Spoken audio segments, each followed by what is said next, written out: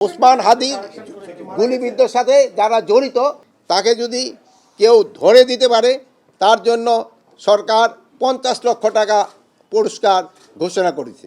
লুট হওয়া ও অবৈধ অস্ত্র উদ্ধারে আইন শৃঙ্খলা বাহিনীর অভিযান চলমান রয়েছে।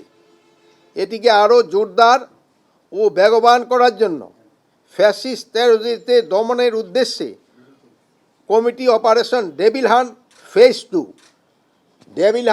ফেজ 2 অবিলম্বে চালু করার সিদ্ধান্ত গ্রহণ করা হয়েছে।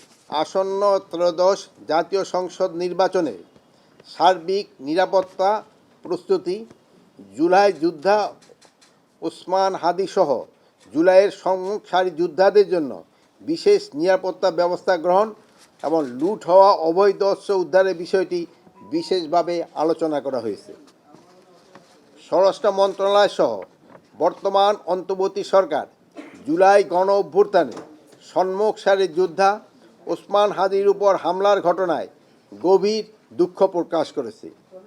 এই বিষয়টিকে সরকার সর্বোচ্চ গুরুত্ব দিয়ে দেখছে। অনতিবিলম্বে এই ঘটনার সঙ্গে জড়িতদের গ্রেপ্তারের জন্য আইন শৃঙ্খলা বাহিনীকে নির্দেশ দেওয়া হয়েছে। আশা করছি অতি দ্রুত সময়ের মধ্যে আমরা দুষ্কৃতিকারীদের গ্রেপ্তার করে আইনের আওতায় নিয়ে আসতে পারব। এই হামলায় জড়িত কাউকে কোনো প্রকার ছাড় দেওয়া হবে না।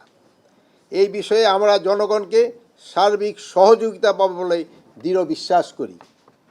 ওসমান হাদির উপর আক্রমণের ঘটনা আসন্ন জাতীয় সংসদ নির্বাচনকে বাধাগ্রস্ত করার অপ্রয়াস বলে আমরা মনে করি। জাতীয় সংসদ নির্বাচনকে বাধাগ্রস্ত বা বানচাল করার যে কোনো ধরনের অপচেষ্টা অন্তর্বর্তী সরকার কঠোর হস্তে দমন করবে। বর্তমানে অন্তর্বর্তী সরকার জুলাই গণ অভ্যুত্থানে সম্মুখ সারি যোদ্ধাদের নিরাপত্তা নিশ্চিতে বদ্ধপরিকর।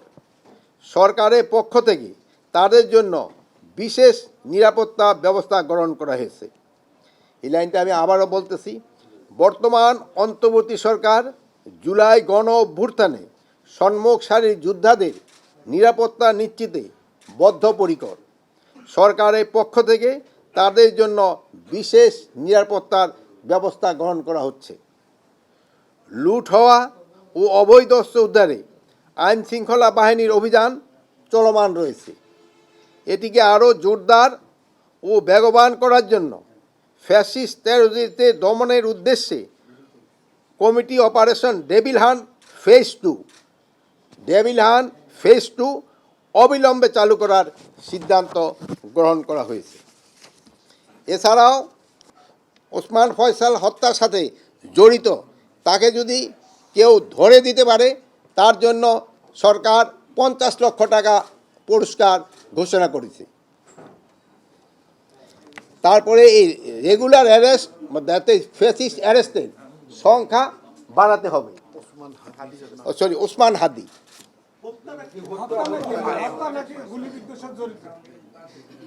ওসমান হাদির গুলিবিদ্ধর সাথে যারা জড়িত তাদের ধরে দিতে পারলে 50 লক্ষ টাকা জড়িত।